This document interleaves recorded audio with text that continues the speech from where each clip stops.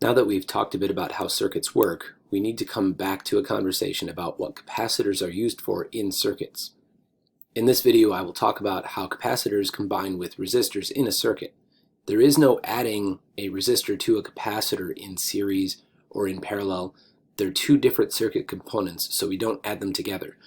But we do want to talk about how they work together. One use of a resistor and a capacitor in a circuit together is to make a blinking circuit.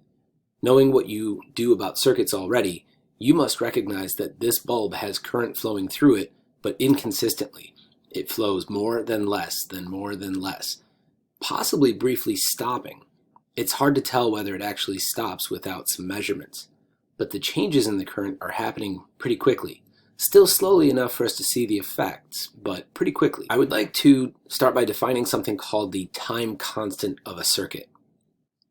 A circuit could have two different time constants, one for when the capacitor is charging and one for when the capacitor is discharging. But you calculate them the same way with the same equation. So let's take a look at what that is. Every RC circuit, meaning a circuit with a resistor and a capacitor, has a time constant that we will call tau. Well, we won't call it tau, we'll call it the time constant, but it's represented by a tau, where tau equals the resistance of the circuit times the capacitance of the circuit. Let's take a quick look at what units that gives us. We'll start off with remembering Ohm's law that says that the voltage is equal to the current times the resistance in any circuit.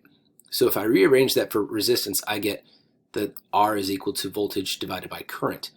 And the units for resistance are ohms, where 1 ohm is 1 volt divided by 1 amp.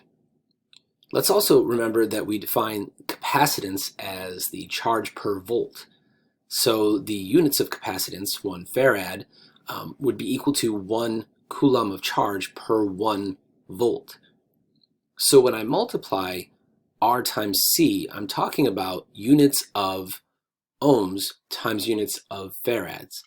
So units of volts over amps times units of coulombs over volts. That means there's a volts in the numerator and in the denominator. So this simplifies to the units of tau, the units of the time constant, coming out to being equal to coulombs per amp. But I'd like to remind you that an ampere is a coulomb per second. So this is actually 1 coulomb per second, which means that the units of the time constant are seconds. So the time constant of a circuit is really a measure of time that tells us something specific about that circuit. And we need to know what that something specific is. Let's lead into this with a little bit of an example calculating a time constant and then talk about what it means. In this example shown here, if the resistor is rated at 400 ohms and the capacitor is rated at 3.0 millifarads, the time constant of the circuit would be R times C, the resistance 400 ohms times the capacitance 300 millifarads. That comes out to 1.2 seconds. But 1.2 seconds to do what? To answer that, let's consider what happens if you have a circuit that looks like this. We have here a voltage source or an EMF. We have here a resistor attached to it. We have here a capacitor that we will assume begins uncharged, and we have a switch. If we assume that the capacitor initially is uncharged and the switch initially is open, then when someone closes the switch, the battery provides a voltage to the circuit and the current begins flowing through the battery and the resistor, but not able to form a complete circuit because the distance between the plates is either filled with some dielectric, which is an insulator, or at best, this space between the plates is an empty space. Either way, it's not a conductor. This circuit is actually an open circuit, even after we've closed the switch. It's just that for a brief time after the switch has been closed, the plates offer a way for the current to try to flow. As soon as it starts to flow in an effort to fill the plates with charge, positive on one and negative on the other, the charges immediately start building up on the plates. As they go from uncharged to charged, these plates develop a voltage between the positive plate and the negative plate. This eventually charges to equal the source charge. the EMF, at which point no more current would flow. I said eventually it charges to the source. Eventually is usually a very short amount of time in a given circuit. The voltage of the capacitor grows as an exponential function, asymptotic to the voltage of the source. There are given equations that you will want in your notes for the voltage and current of a capacitor in a charge and discharge circuit. It says here at the bottom of the slide, when charging, V capacitor equals EMF, and that's not correct yet. When fully charged, the voltage of the capacitor would equal the EMF, but when charging during the process, it's equal to the EMF times this quantity, 1 minus e to the negative t over RC, where t is the amount of time that has elapsed since the charging began, and R and C are the resistance and capacitance of the circuit. And E, of course, is our exponential function. The current that is flowing in this entire circuit is equal to the EMF minus the voltage of the capacitor as a numerator, divided by the total resistance as a denominator. So I equals V over R, that's Ohm's law. But Ohm's law is being multiplied by an exponential factor here, e to the negative time over RC. The graph of the voltage of the capacitor as a function of time looks like this, where time is being measured as multiples of tau. Again, the time constant, and I'll explain that more in just a moment.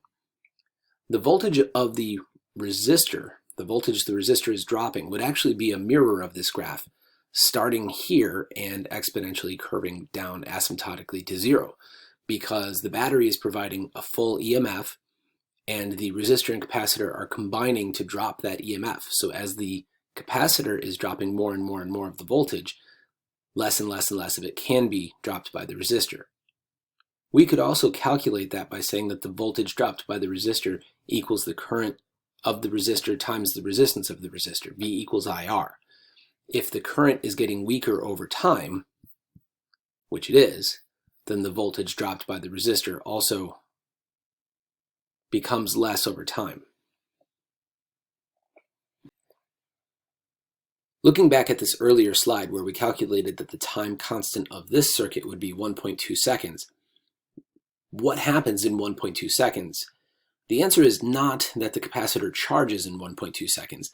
The answer is that in 1.2 seconds, or one time constant for this circuit, the capacitor charges 63.2% of what's left that it can charge.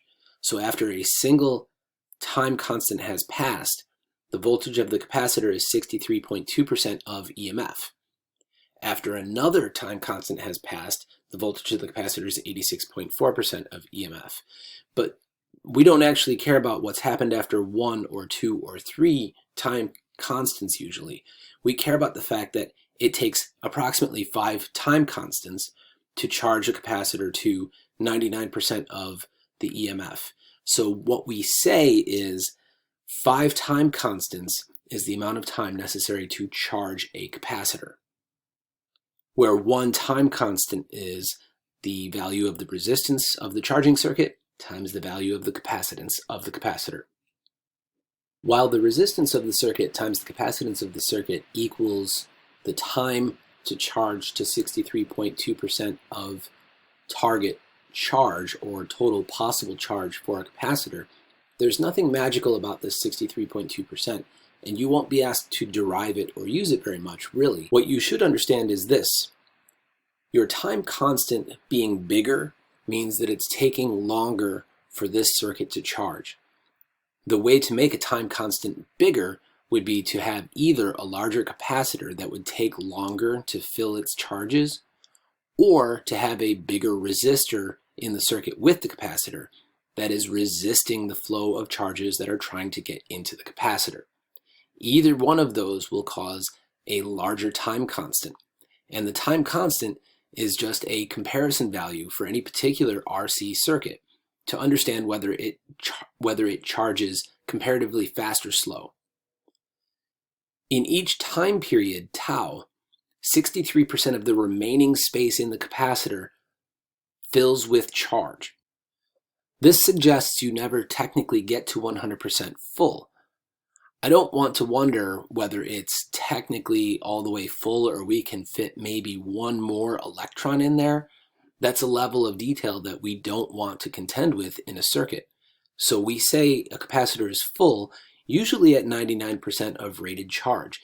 In some very high tech specializations, you may find that more time constants are used, but in almost every electronics use that I've ever seen, 5 time constants is considered full.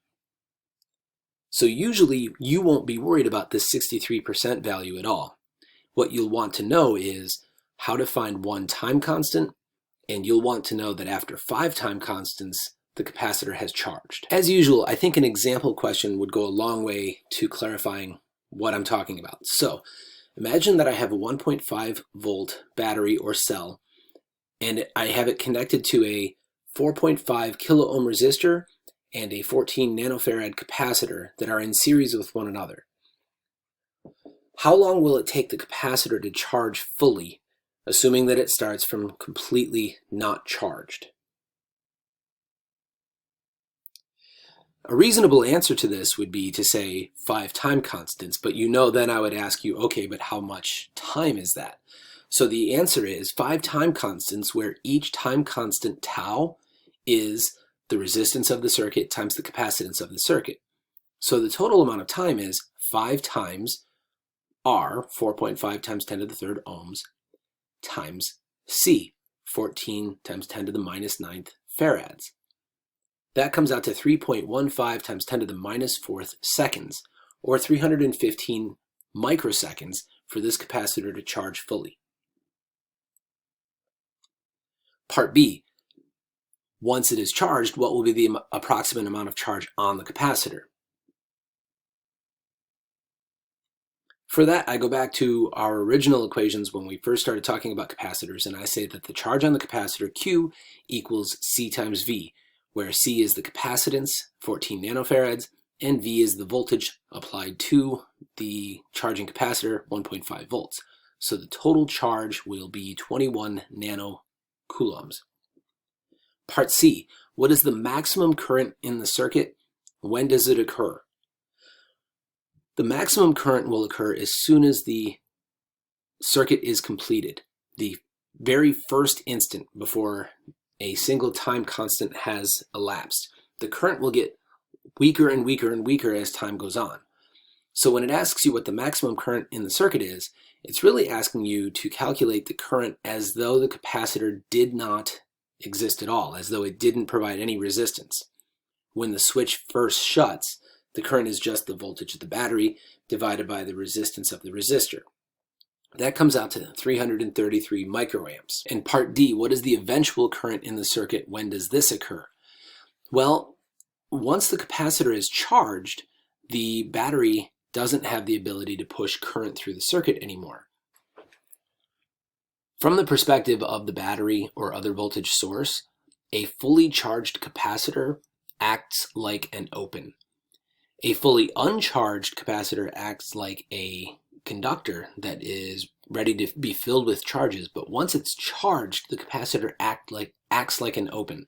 So 0 amps of current are flowing through a capacitor when it is charged. So 0 amps after 5 time constants, or 315 microseconds. The explanation and theory for discharging a capacitor is all the exact same, except that it's to empty the capacitor of charges, not to fill it. The equation is pretty similar. It's different because there is no voltage of a battery. There's no EMF, just a capacitor voltage that goes from V0 down to 0 eventually, asymptotic.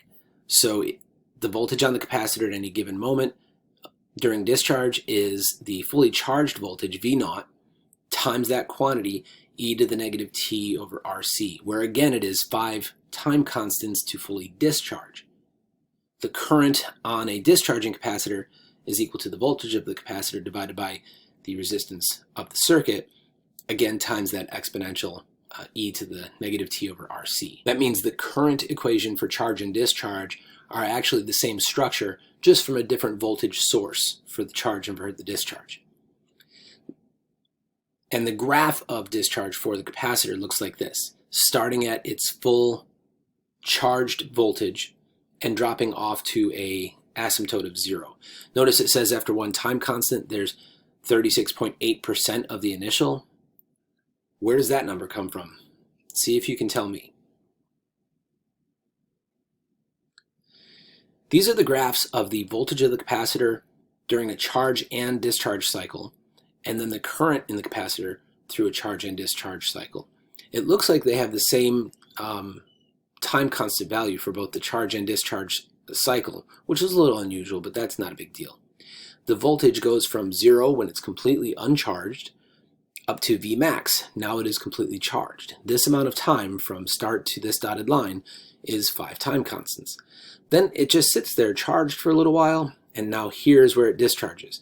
It drops, the voltage of the capacitor drops from its charged value down to approximately 0. So again, from the dotted line to here is 5 time constants for the discharge circuit. And again, the discharge and charge circuits could look different, could have different resistances, and therefore would have different time constants. Notice please that the current starts out as positive for the current going into the capacitor, and then down here it's negative for the current when it's leaving the capacitor, but the shape is really the same idea both times. A spike to some maximum value that is determined by voltage of the source divided by resistance of the circuit, Ohm's law, and then the current tapers off exponentially towards 0 after 5 time constants reaching 0.